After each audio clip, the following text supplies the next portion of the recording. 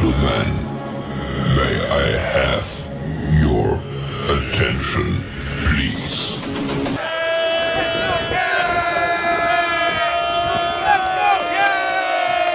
The show starts in 3, 2, 1, go.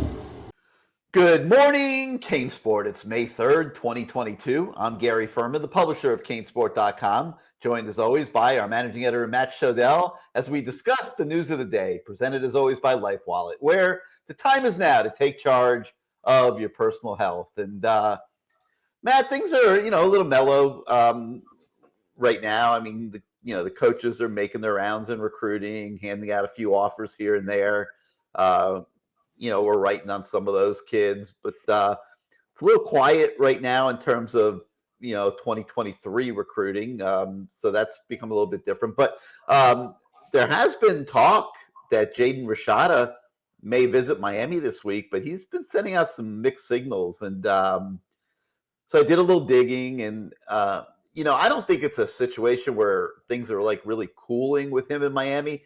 I think it's a situation where these top quarterbacks around the country, they saw what Tennessee did with Nico, and they're looking for deals, man. Like all these top quarterbacks, they are all looking for mega monster deals in NIL, and it's crazy, honestly, what Tennessee did. Tennessee screwed the entire country by doing that one deal because it has now polluted recruiting in a big time way. And it's going to be interesting to see how this plays out. But I'm telling you, we spent a lot of time on yesterday's show talking about Emory Williams, and Emory Williams, I'm telling you, could end up being the quarterback in this class. By the time all these, glamour guys are done, making their rounds around the country and shopping for the best deals they can find, it's going to be very interesting to see how that plays out. But I thought today, we talked a little bit about the quarterback recruiting yesterday, and, Dante Moore is obviously in there as well. And he seems to be building a lot of momentum with Oregon, believe it or not, where he was being recruited by Mario Cristobal before he came to Miami. Miami's still very much in the picture there as well. We'll see what happens. But Matt, I thought we would talk a little bit today and go a little bit off script for Good Morning CaneSport and take a look at the defensive side of the football, the additions that have been made, and is it enough? Is it enough for the Miami defense to be good enough this fall for the Canes to make some noise in the 2022 college football season? So I'll throw that question out to you from a blanket standpoint, and give us your initial thoughts. Well, first of all, on the NIL stuff, I had a thought on that too. So this is what's crazy. The key for Miami is to keep top kids home. I mean, that's really going to be a big key. And what you're seeing some other schools do is they can't match the breadth, B-R-E-A-D-T-H, okay, not B-R-E-A-T-H, which I had trouble doing the last few days until I got on my steroids here. You sounded better, though. I feel better, yeah. I'm on an inhaler. It's much better. But the steroids do the trick every time, man. I know, right? You just pop the steroids, man, and amazing things happen. You should have seen me. I was hitting a baseball to the kids today. It went twice as far. It was unbelievable. So anyway, the breadth and scope that Miami's NIL deals are, they're trying to take care of everybody, which is great. But other schools are realizing we don't have the resources to do that. So they're putting all their boosters in on 3 or 4 kids. And if you have 20 or 30 top schools around the country, and that could be 20 or 30 kids in Miami that are potentially going to get eventually $1 million deal to go somewhere else, that's a big problem. I don't know how Miami addresses that, but to me, it's even, and look, it's great to give kids money, but John Ruiz is suing the NCAA now to do the same thing for high school kids, which I think will backfire on Miami because it's going to be the same thing. So now you're spreading out your money even more, even earlier here to everybody, hypothetically, right, which is what they're trying to do.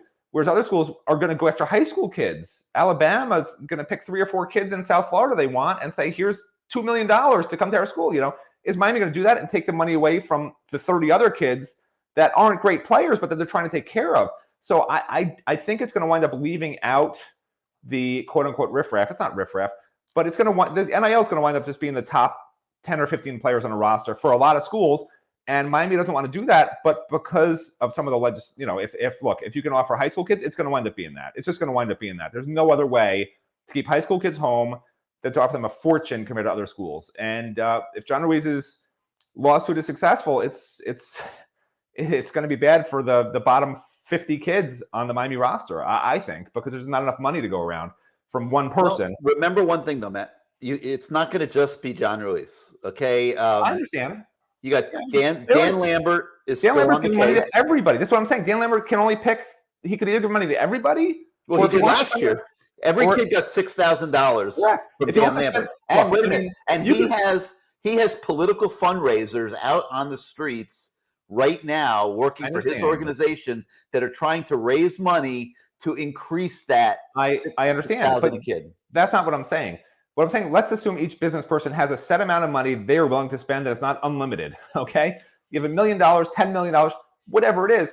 Are you going to space that out and give every kid on the roster $20,000, or are you going to give 10 kids $1 million? That's what I'm trying to say. Because other programs are saying we're going to give 10 kids $1 million, and Miami can't keep saying, okay, here's our amount of money, and we're spreading out among all 50 kids who don't really do a lot. You're right. That's the problem.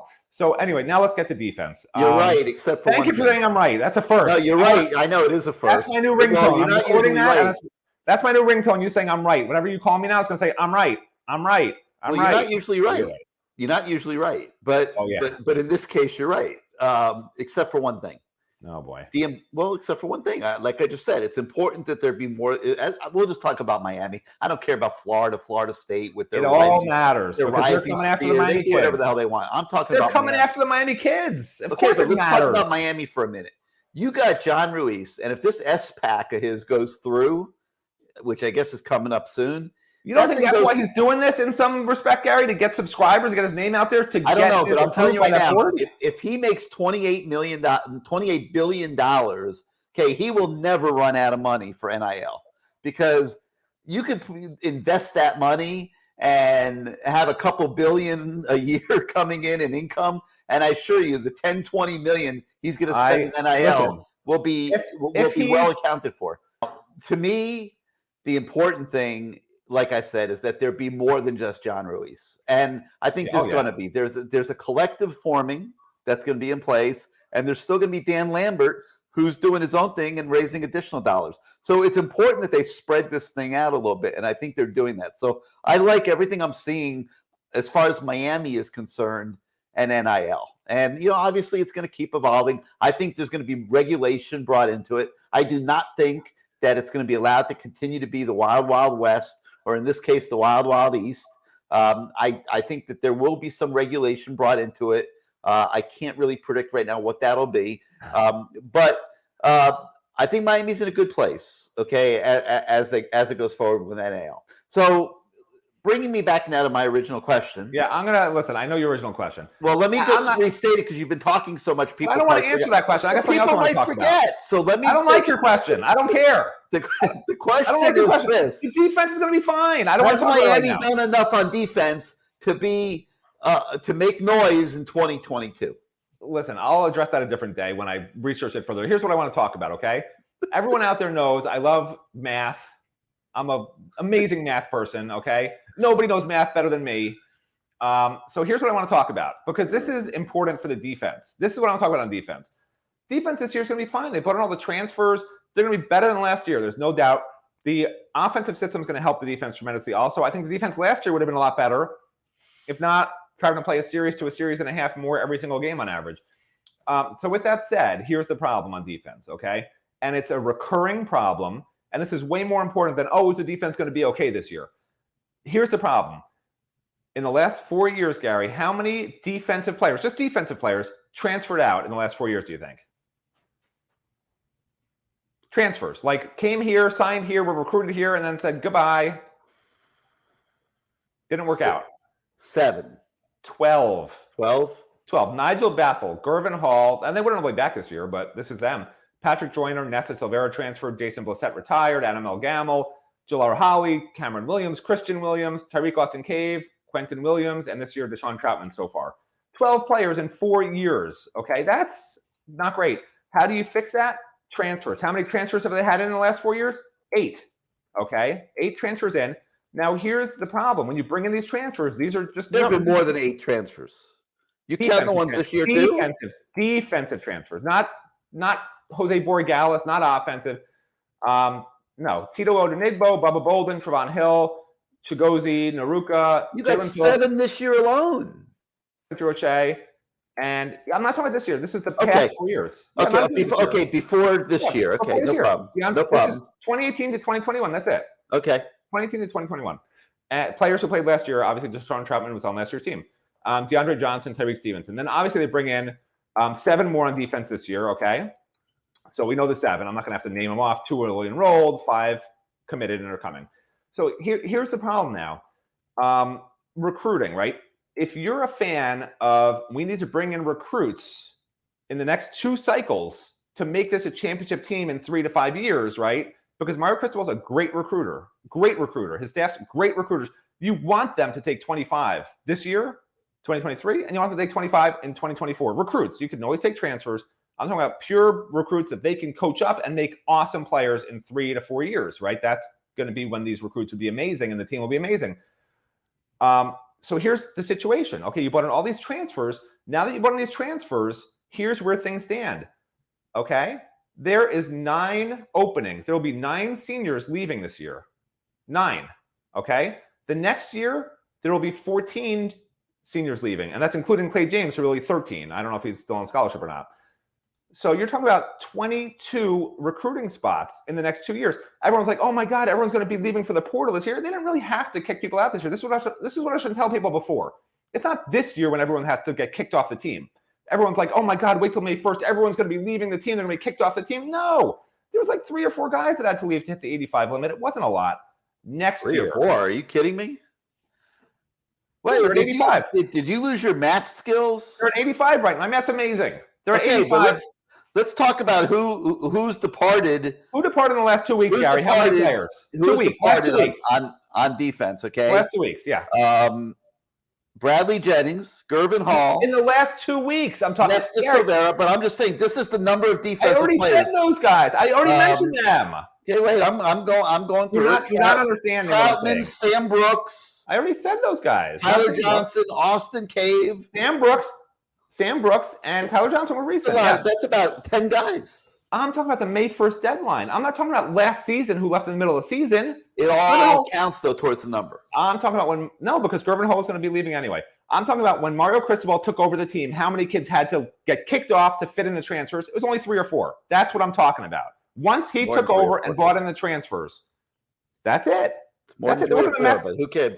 Listen, it's more than 3. There was no mass exodus on defense once he took over, Gary. There was not. There didn't have to be. Next year, for him to fit a 25 recruiting class, which I think he should take, and the following year, if he takes a 25 recruiting class, this is just pure math, okay? You have to remove 27 players who would be eligible to return in the next 2 years.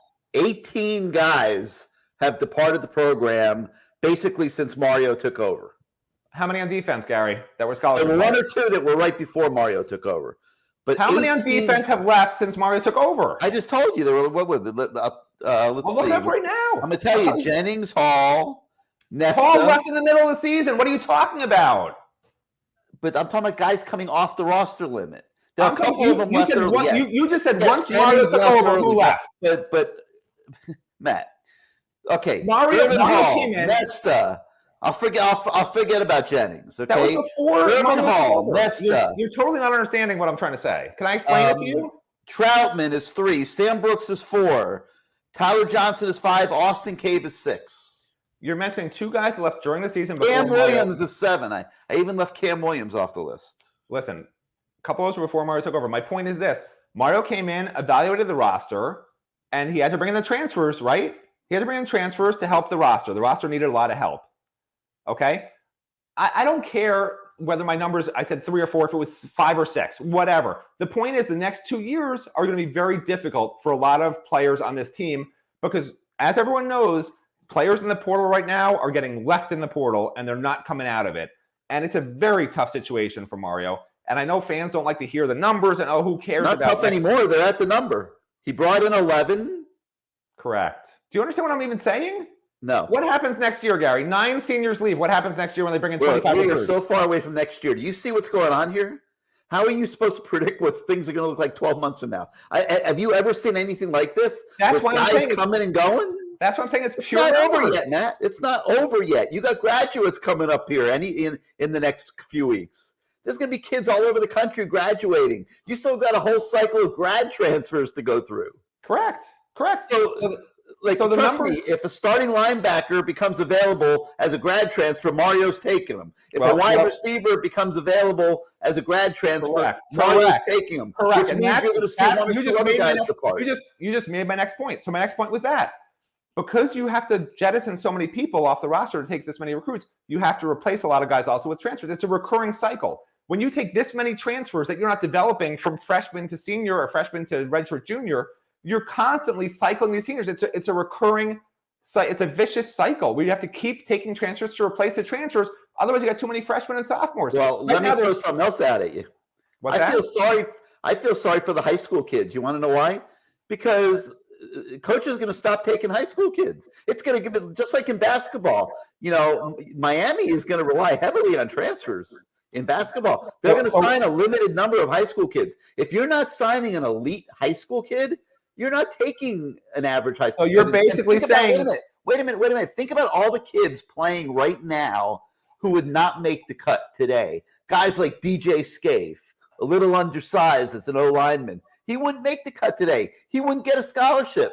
And guess what? That's the answer. You just said what Mario Cristobal is going to do. He's going to take 15 to 16 to 17 players in this class and not 25, which I don't love because they're such great recruiters. Why only take, there's so many guys that Miami's taken in the past that were projects or that you didn't know if they were going to be great, and they turned out to be great, a lot of them. Ray Lewis never would have been on this team. Because you could be a great recruiter and bring guys like bring guys back that have been in college strength programs for a year or two, who have 2 or 3 years of eligibility, who are way more valuable to you than a kid coming out of high school that you have to develop from scratch. So you're saying, and I'm not disagreeing, you're saying the days of taking 25 recruits is over because you're taking transfers. Your rosters are all screwed up with classes because you've already taken 11 transfers this year, and you can't balance your class anymore without taking more transfers the next year. And because of your roster problems, you can't take 25 freshmen because you're bringing in recruits that are transfers because you can't kick enough kids off the team that are freshmen and sophomores. You don't know yet if they're going to be good enough.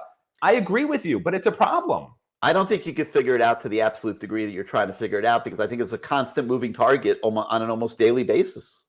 I think every day it is a moving target. We'll see. Listen, it's just base numbers. It doesn't mean it's going to come true, but those are the numbers that they will deal with at some point. Whether 10 kids leave the team of their own volition, like Gary thinks might happen in the next 2 weeks. Whatever. No, I didn't say that. I didn't say 10. Whatever it is. That's not what I said. But I do think there will be a few kids that have the option because they've graduated. Yeah, who are going to weigh their options. Do you understand? There are 24 spots open in the next 2 classes on this roster. That's a fact. So you can say whatever you want. That's a fact. How they deal with it, you seem to think, they'll figure it out. Of course they'll figure it out, but it's a fact. It has to be dealt with. You're saying right now there's 24 kids graduating in the next 2 years. Is that what you're saying? Correct. Okay, so so what you're saying is that if there's 24, that means they're 26 short of being able to take 50 kids. Correct. Okay, so 26 kids would have to depart for them to have normal recruiting classes. What if they take more transfers? The 7 free transfers. It could be as many as 26 plus 14. No, but they would be all right. They would be offset. But I'll tell you right now, I bet you, I don't know about 26. We'll see. But there will be a lot of kids who can't make it here. Correct. Who decide to go elsewhere. Correct. And I think the other thing is what you said is true. They won't take 25, which is disheartening to me because you remember how exciting it was back in the day when a first-year coach would come in and recruit the hell out of things. They'd sign 30 in the first year and it would all be 4 and some 5 stars. And everyone was like, oh my God, in 2 or 3 years, it would be amazing. Now we're bringing in some secondhand guys, some guys who are really good at Maryland, really good at West Virginia. We're hoping it'll work out. We'll take a couple less recruits because we think it'll work out right away. Like that's the new normal. And it's not wrong because guess what? You could sign a 5-star kid in this next class. he could transfer somewhere else in 2 years. So like, what's the point? It's so silly now. Like recruiting is almost meaningless. It's so disheartening to cover recruiting. Like on signing day, we signed the #1 class. Oh wait, 2 years later, all of our 5 stars and 4 stars transferred. Oops, like that could happen. It's so ridiculous. I mean, we could sit here and argue about this all day, and we agree on some things, but I think the truth of the matter is it's a constant moving target. It's constant adjustments. I think there's a reason why Mario Cristobal is building up this massive personnel department to decipher all the different levels of talent that's available out there and make sure that good evaluations are done on them. And I'll tell you something else. I think the Alonzo Highsmith deal is going to get done in the next couple of weeks, and that he will be part of that. But we'll see. Hey, you know what the new signing day is, Gary? New signing day, May 1st. That's the new signing day, everybody. Oh, because that's when you have to go. Take the day off from work on May 1st from now on, because who knows who might enter the transfer portal and wind up at Miami. It's going to be super exciting. All right, I'm going to give you a moment here to get a drink of water or something, get your throat back and all that, and we're going to hear from our friends. Ads for LaCroix. LaCroix should pay me. LaCroix, if you're watching, Mr. LaCroix, send me free cases of LaCroix, okay? I prefer the, what's this flavor? It's a weird Raz Cranberry. I don't know why I guess raspberry, but they spell it R-A-Z-Z, which I guess means it's not actually raspberry. But send me a few cases, Mr. LaCroix, please. I enjoy your beverage very much. Thank you. All right, well, right now we're going to hear from our friends at Self-love for LaCroix. All right, right now we're going to hear from our friends at Life Wallet.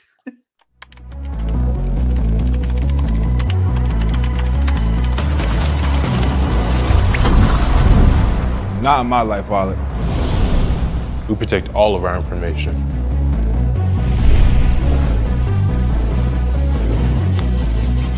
Take control of your health with Life Wallet.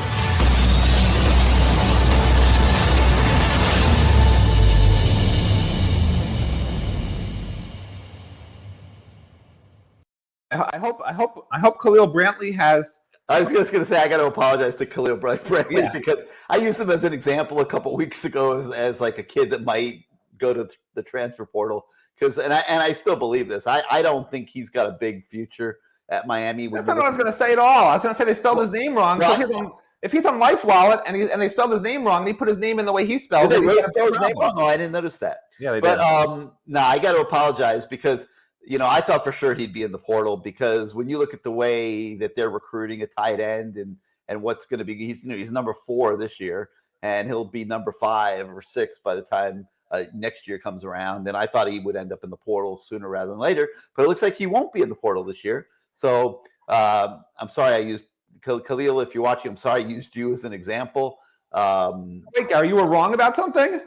This is, you know what? We need a front page story on this tomorrow. I don't know if I would call it wrong. I just used him as an example. I didn't say he would definitely go in the portal. There was no way I could definitively say. Why would you apologize? Why would you apologize? If you make a mistake, why would you apologize? Might go in the portal. What's the definition of apologizing? Is your definition of apologizing like he might have misconstrued? I always apologize. He was still on the team? I always apologize when you put me over the edge a few days ago and I uttered an over the top phrase before I said that you're being negative again. I apologize for that. Like I have no problem apologizing. Listen, here's how I apologize to people. I say I apologize. Not. That's how I apologize because I don't apologize ever. I'm never wrong. Well, listen, you skirted the question I asked initially. So, we're 24 minutes into this debate and this show. I'm not going to bring it back for today. We'll get back to that. I will tell you. I'll give you guys a foreshadowing of who I think the surprise player on defense is. Okay, you pick yours, Gary. I'll tell you who mine is. Who's your surprise player on defense? Not James Williams or Leonard Taylor. Who's your surprise player on defense? Surprise player on defense. I'm going to say Chase Smith. Oh, I like that. That was one of my choices. My surprise player on defense, and he did play last year, but he wasn't very good.